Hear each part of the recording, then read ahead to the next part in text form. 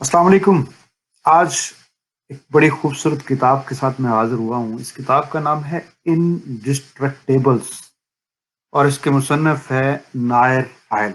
इस बंदे का नाम है, कुछ और भी इसको और तरह से पढ़ा जा सकता होगा, बहरहाल कबूल कीजिएगा। अच्छा, इसमें बड़ी खूबसूरत किताब है और अगर आप वाक़तन अपनी आदत से तंग हैं, उनको बदलना चाहते हैं, तो ये किताब आपके पढ़ने के लिए है।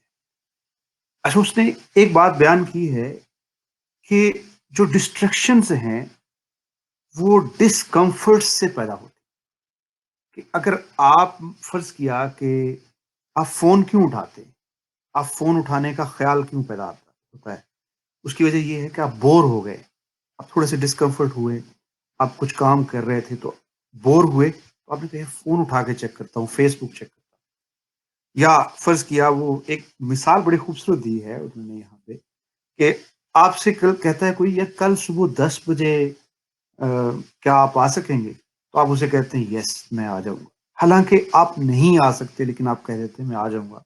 उसकी वजह ये है कि आप डिस्कम्फर्टेबल, मतलब अच्छा महसूस नहीं कर रहे उसको इनकार करते हुए कि भाई मैं नहीं आऊँगा। सोसाइटी का प्रेशर होता है, हमारे यहाँ अच्छा नहीं समझा जाता, तो आप कहते हैं यार ठीक है मैं आ जाऊँगा। तो यहाँ पर डिस्ट्रैक्ट हो जाते हैं। या उसने एक एग्ज़ाम्पल और दी है कि आप जब स्ट्रेस में हूँ तो ज़्यादा खाना खा लेते हैं। इन सब बातें करने का एक पर्पस है। वो कहता है कि handle uncomfortable urges that lead to destruction.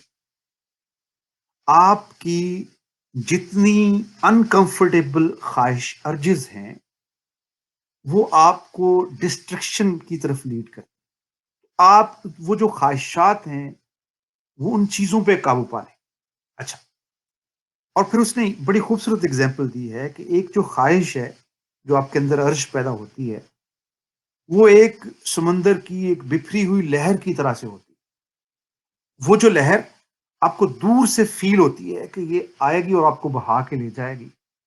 और अगर आप उस लहर पे सर्फ़ करना, उसके ऊपर चलना सीख जाएँ, एक लहर का जो दौरानिया है वो 10 मिनट से ज़्यादा का नहीं होता। यानी आपके अंदर कोई ख़्वाहिश पैदा हुई, कोई ऐसा काम करने की जिसे आप नहीं करना चाहते, बहुत शरीर ख़्वाहिश, चॉकलेट खाने की ख़्वाहिश, सोशल मीडिया देखने की ख़्वाहिश।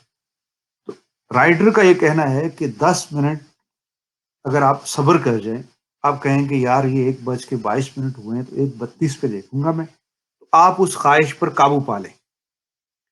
अच्छा, अब यहाँ उसने इसको 10 मिनट रूल, 10 मिनट्स रूल अंग्रेज़ी में हम यूँ भी कह सकते हैं। 10 मिनट रूल इसका नाम दिया है कि हर ख़्वाहिश का दौरानिया 10 मिनट का होता है, बस 10 मिनट सब्र करना है आपने, पहला नुकता ये है।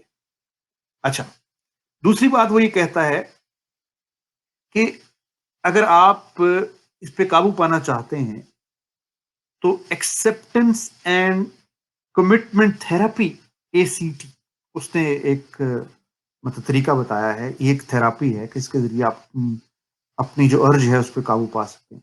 आपके ज़हन में कोई अर्ज पैदा हुई, तो आपने तसव्वुर कर लेना है एक तसव्वुराती नदी। आप एक नदी किनारे बैठे हैं, नदी किनारे, वाह! और उस ऐसी नदी के किनारे बैठे हैं जहाँ पर एक दरख्त है, और दरख्त भी ऐसा जिस पे पत्ते गिर रहे हैं, वाह! तसव्वुर करना है आपको। अच्छा, वो जो पत्ते गिर रहे हैं, तो आपके ज़हन में जो ख़्वाहिश आई है, जो अर्ज आई है, तो आपने अपनी एक-एक ख़्वाहिश उस एक-एक पत्ते पे बहाना है। अच्छा, एक पत्ता जा रहा है, उस पे बहाएँ, दूसरा पत्ता गिरा, उस पे बहाएँ। तो कुछ देर बाद आपको वो ख़्वाहिश भूल जाएगी। ज़ाहिर है भाई, भूलनी तो है, नदी किनारे बैठे हैं आप। अच्छा, दूसरा एक तरीका उसने, एक बात उसने कही है, वो है ईगो डिप्लीशन। अच्छा, वो ये है कि आपका ज़हन सारा दिन फ़ैसले करता रहा है। आप दफ़्तर में गए हैं, आप लोगों से मिले हैं, आपने तरह-तरह के, आपके दिमाग ने फ़ैसले किए हैं, ये करना है, वो करना है। आपका ज़हन थका हुआ होता है, और उस थके हुए ज़हन के साथ जब आप घर आते हैं, तो आपकी कुव्वत फ़ैसला कमज़ोर हो चुकी होती है। ऐसी कमज़ोर कुव्वत फ़ैसला के साथ जब आप फ़ैसला करते हैं, तो वो फ़ैसले सही नहीं होते, आप डिस्ट्रैक्ट हो जाते हैं। तो आपने उस वक़्त जो है, मतलब कंट्रोल करना है अपने आप को। अच्छा, अब कैसे कंट्रोल करना है? उसके लिए उसने 3 पैक्ट बताए हैं, 3 तरीके बताए हैं, ایک پیکٹ، ایک طریقہ یہ ہے ایفرٹ پیکٹ، کوشش پیکٹ، کہ آپ اس عادت سے بچنے کے لیے اس میں اپنی ایفرٹ زیادہ کر دیں۔ فرض کیا آپ کا دل ہے کہ یار میں چاکلیٹ کھاؤں، سے دیٹ تو آپ چاکلیٹ جو ہے وہ اس کو ایک ڈبے میں بند کر دیں جس میں تالا لگا ہوا اور لاک لگا ہوا ہو۔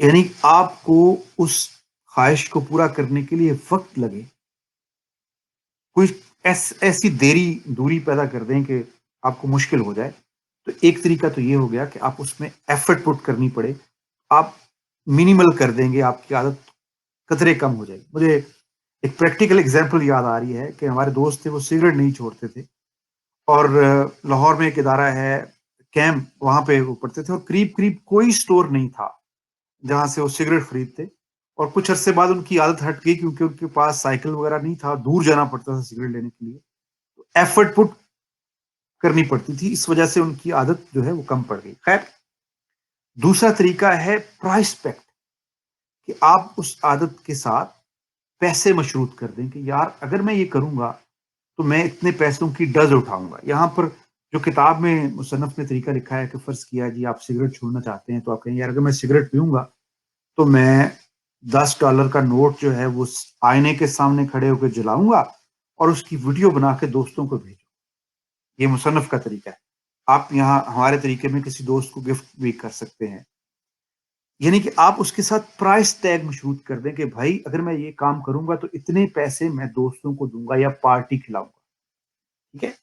تیسرا طریقہ یہ ہے آئیڈینٹی پیکٹ، کہ آپ اپنی ذات کو درمیان میں لے آئیں، اور مطلب لوگوں سے کہیں کہ بھائی میں ایسا نہیں، میں یہ کام نہیں کرتا، سے دیٹ آپ کہتے ہیں بھائی آپ نے گوشت خوری چھوڑنی ہے تو آپ لوگوں سے کہنا شروع کر دیں میں ویجیٹیرین ہوں بھائی، میں نہیں گوشت کھاتا، تو آپ اس میں اپنی آئیڈینٹی لے آئیں، تو اس طرح سے اپنی یہ عادت یا کوئی بھی عادت اس سے چھٹکارا حاصل کر سکتے ہیں۔ بہرحال انسان خواہش کرتا ہے کہ وہ جو روزمرہ کی اپنے خیالات، ایسی خواہشیں جو اس کو ڈسٹریکٹ کرتی ہیں، ان سے چھٹکارا حاصل کر لے۔